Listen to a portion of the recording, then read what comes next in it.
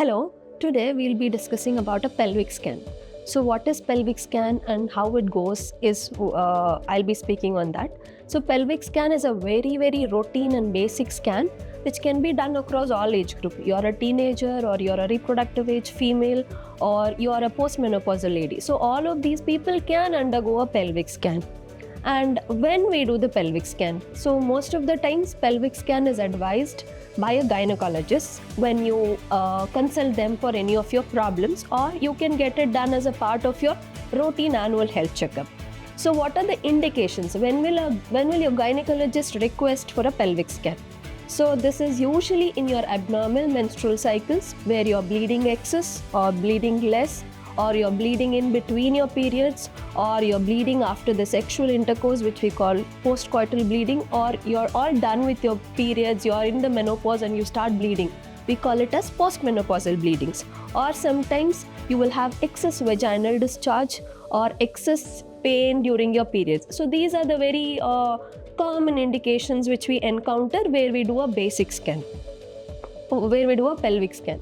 So in this pelvic scan, it can be done in two ways. It is either can be done in a trans-abdominal scan or a trans-vaginal scan. In trans-abdominal scan, we will put a probe on your lower abdomen and check. In your trans-vaginal scan, it is usually done in women who are sexually active, because the probe goes in your vagina and it gives a much better picture than a trans-abdominal scan. So, and what we look in a pelvic scan. So we assess your lower abdomen or the pelvis, what we call. In that we have uterus, ovaries and the adjacent tissues. And fallopian tubes usually are not a part of routine pelvic screening because they are very small structures and normal fallopian tubes are not seen on the ultrasound. And usually for fallopian tube assessment, we do some other test called as HSG. And once we do the scan, so what happens in the scan room? You come in the scan room. If you're going for a trans-abdominal scan, we request you to come with a full bladder.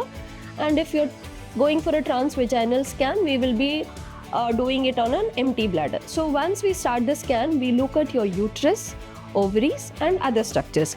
So what we encounter is, most of the time the scan might be normal, or if it is abnormal, in the uterus you may have a routine abnormalities like a fibroid uterus or some endometrial polyps.